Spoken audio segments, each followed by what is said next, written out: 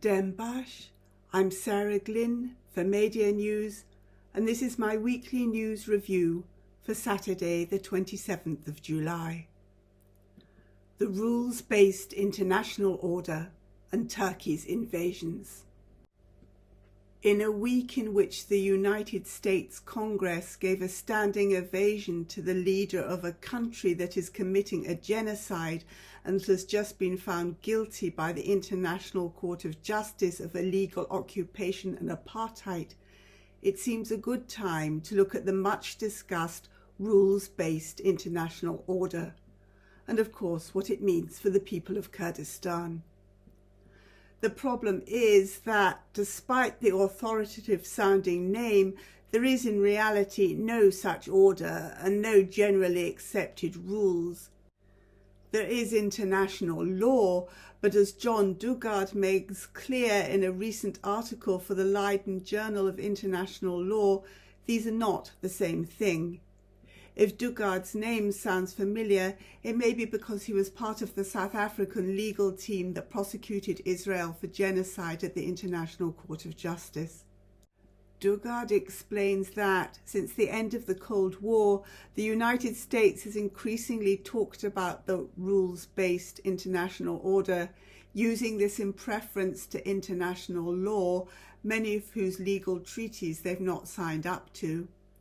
It is an alternative in which America can use and reinforce their dominance, setting the rules in their own interest and attempting to impose their own contested interpretations of key principles, such as claiming the admissibility of preemptive deterrence. While the term rules-based international order has been taken up by other Western nations, out with America, its use is not consistent and it can tend to get confused with legally defined international law. Although international law itself is not immune to power bias, the aim of equal treatment remains fundamental. However, the rules-based international order is, in Dugard's words, an alternative regime outside the discipline of international law, which inevitably challenges and threatens international law. The main charge levelled against the rules-based international order is that its rules are applied differently to different states depending on their relationship to the USA. This has been pointed out many times in the different ways America and their Western friends have reacted to events in Ukraine and in Gaza. Israel has done everything that Russia is accused of doing many times over, but while Russia is vilified, Israel is treated as a victim.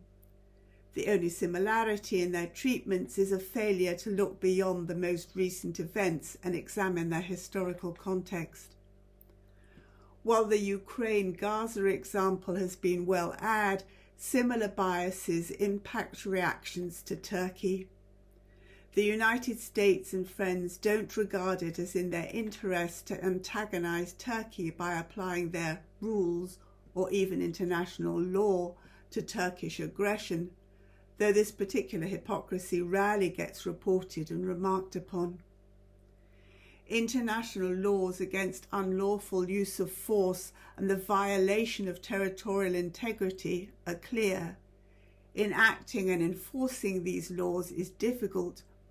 However, it is also clear that, at the very least, other nations have a duty not to facilitate such illegal actions by selling the perpetrators weapons or rewarding them with special privileges.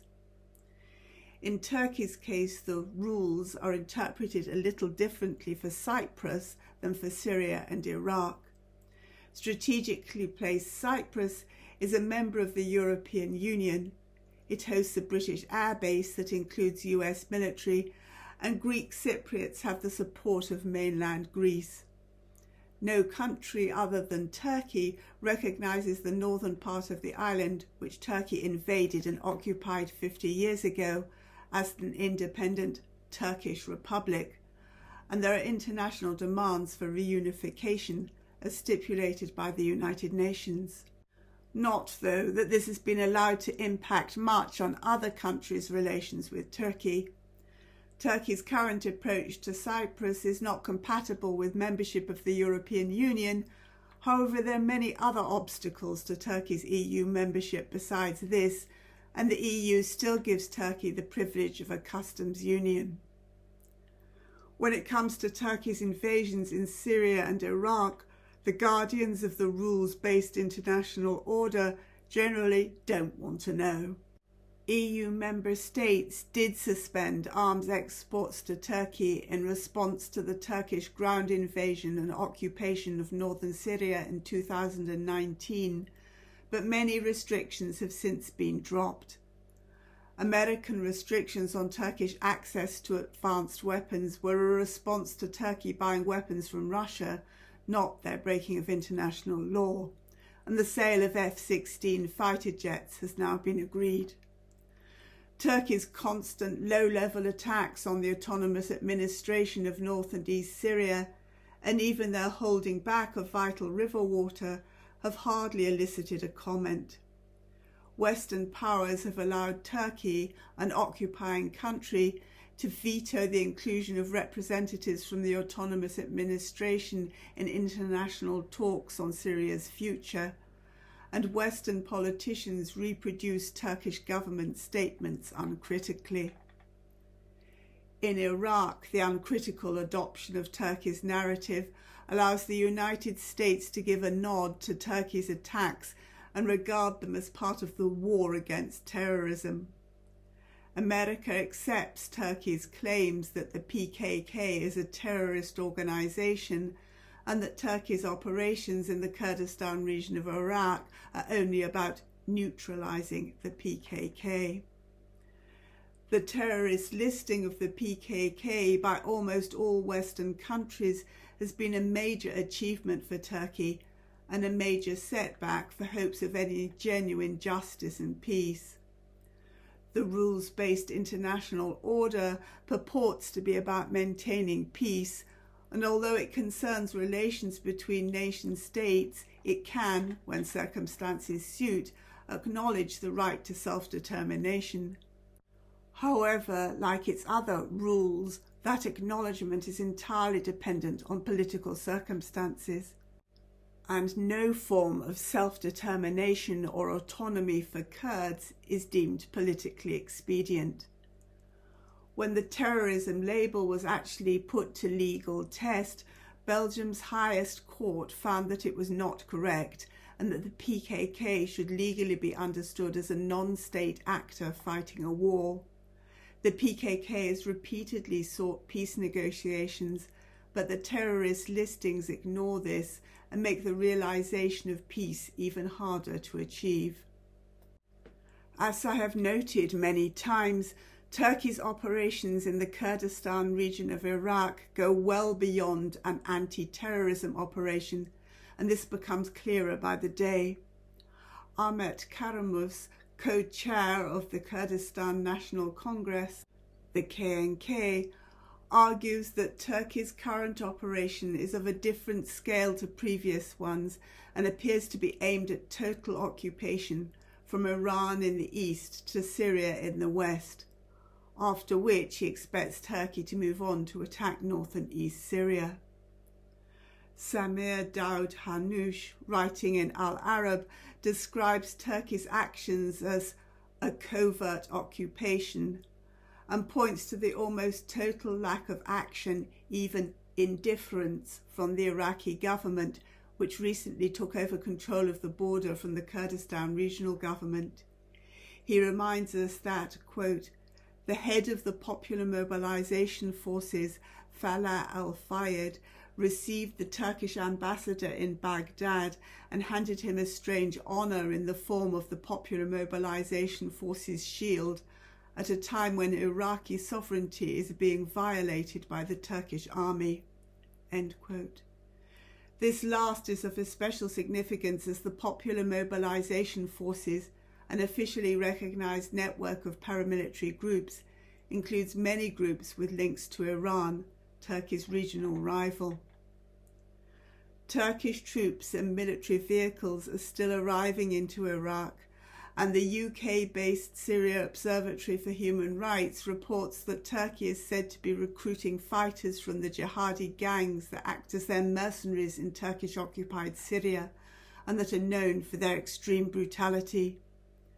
They state that around 400 fighters are expected to be recruited from these groups, lured by salaries of $2,500 to $3,000 a month, a recognition of the effectiveness of the defence put up by the PKK guerrillas, but a dangerous development for the future of the region.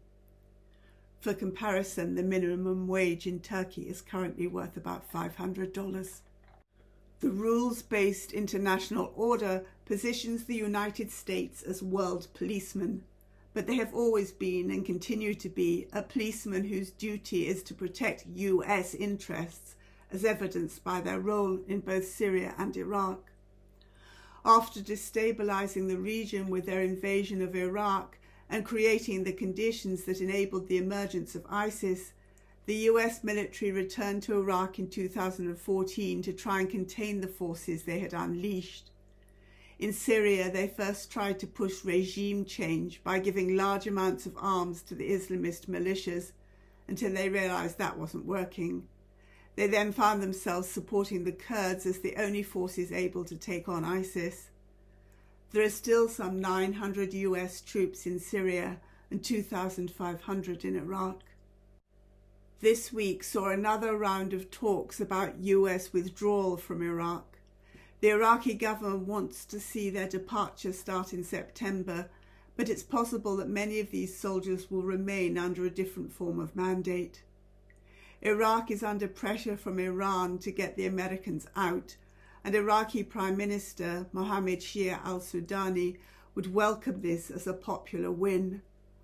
However, the US wants to maintain a foothold in the country as a counter to Iran and to support their troops in Syria, which are also seen as part of their policy of Iranian containment. America's focus on defeating Iran makes them receptive to plans that would strengthen Turkey at Iran's expense. A favourite tool of America as world policeman is economic sanctions. There can occasionally be a role for sanctions if these are called for by the people of the country concerned, but most sanctions do not achieve their intended purpose, and they can cause severe immiseration of whole populations. The Washington Post has just published an investigation into the staggering growth in America's use of sanctions, which have become their standard response to everything that they don't approve of. It records that 1/3 of all nations on earth now face some form of US sanctions, and 60% of all poor countries under US sanctions of some kind. In looking at the devastating effects on innocent civilians, it specifically observes that Syria faces its greatest humanitarian crisis this year after a decade civil war and sanctions. Sanctions do not now officially apply to North and East Syria, but they too are part of the Syrian economy and use the Syrian pound. When it comes to Iran, Western nations are more ready to criticize. We can be sure that the United States will also be attempting to work with Iranian dissidents to promote regime change. Such external help can be a poisoned chalice, but we can be pretty confident that they won't choose to try and carry out their plans through supporters of the ideas developed by Abdullah Öcalan and the PKK, or through other Kurdish leftists, people who many of the dissidents in the Iranian diaspora have tried to marginalize. As Afghanistan so cruelly demonstrated, issues such as women's rights provide a useful front for interfering and imposing the rules-based international order, but it is US strategic interests that really count. News from Iran, and especially from Rojava, the Kurdish region, consists of a seemingly endless stream of arrests, prison sentences, torture and executions. And so many of those killed are young people who should have had a lifetime ahead of them. On Tuesday, a death sentence was handed down to Pakshan Azizi, who was accused of membership of the Kurdistan Free Life Party, PJAK, or, in her words, for being Kurdish and being a woman.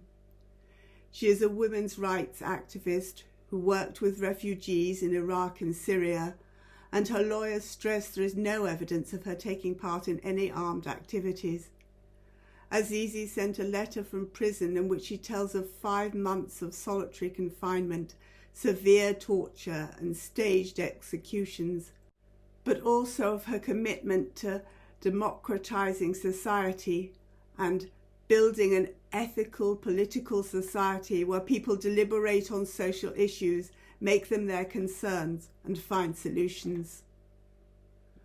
The rules-based international order has no time for such idealism, nor for the fate of members of Kurdish political parties who had taken refuge in the Kurdistan region of Iraq, but now, under Iranian pressure, are facing denied residence permits and possible extradition. Blatant Western hypocrisy towards international law, which has been facilitated by the self-serving charade of the rules-based international order, is ultimately self-defeating, as other countries, especially in the global south, react by moving out from America's suffocating embrace. A redistribution of power is long overdue, but it is also making space for both Turkey and Iraq to make new alliances and build their own state power. The authoritarianism of the Turkish state was evident in a wide range of news stories this week. Deputies from the ruling Justice and Development Party, the AKP, punched and kicked a deputy from the pro-Kurdish DEM party in Parliament and were afterwards congratulated by the President's chief advisor. Selahattin Demirtas, former co-chair of the HDP, the DEM party's predecessor, has been given yet another prison sentence, 2.5 years for insulting state institutions when he spoke about state massacres. A film director and cameraman were detained by police for 6 hours because of 4 T-shirts printed with Demirtas's image found in their car. A human rights lawyer and DEM party provincial co-chair was taken into custody and accused of propaganda for a terrorist organisation after he spoke out against Turkey's ongoing invasion of the Kurdistan region of Iraq. A group of young men who had recorded themselves dancing on the beach to a Kurdish political song and chanting Kurdish slogans were arrested a month later.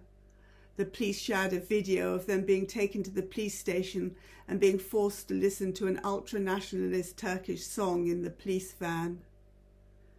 The head of the Turkish delegation to the Parliamentary Assembly of the Council of Europe has applied to visit Turkish political prisoners to improve his diplomatic credentials, but notably not Demirtas, although his release has been demanded by the European Court of Human Rights. And in Şırnak, the Turkish military continues to turn forested mountains into barren ground dotted with military outposts in an attempt to ensure that there is nowhere for PKK guerrillas to hide. The army treats much of eastern Turkey, or North Kurdistan, as an occupied country, and that is what it effectively is. For Kurds, the epicenter of this discrimination and oppression is the imprisonment and gross mistreatment of the man whom millions look to as their leader, Abdullah Öcalan. Öcalan has now been denied all contact with the outside world for 40 months, contrary to national and international law. When we look at human rights, international law is very clear. By definition, human rights apply to everyone. But, of course, politics gets in the way here too. Politics within Turkey and also the politics of international relations that refuses to apply the law equally. The one organisation that does have the ability to visit Öcalan in İmralı prison is the Council of Europe's Committee for the Prevention of Torture, the CPT, and it is coming under growing pressure for not doing all it could to end this isolation. A week ago, a former member of the CPT called for the organisation to make another visit to Emrali, and also, since Turkey is exercising their right to veto publication of the CPT's last report, to make a public statement about his conditions. On Monday, the CPT was persuaded, after many requests, to answer written questions from Firat news agency, but their answers gave no further information, and they didn't answer the question about the possibility of making a statement. On Tuesday, one of Öcalan's lawyers accused the CPT of failing to initiate a procedure against Turkey's non-compliance with their recommendations, and of giving a misleading impression in the Firat news interview that there was no mistreatment in the prisons when Öcalan and the other 3 prisoners are being held incommunicado. She also noticed that Turkey is not on the agenda for the CPT's visits in 2025. Kurdish activists have responded to this institutional blockage with protests, petitions and letter-writing campaigns. The latest letters are signed by 69 Nobel laureates from different fields. One letter was sent to President Erdogan, appealing to him to again pursue a path of peace. The other is to the Council of Europe and its institutions and the United Nations Human Rights Committee. It calls them out for their lack of action, and it asks, who is the CPT protecting? The state itself, or the people whose rights it is the CPT's duty to defend?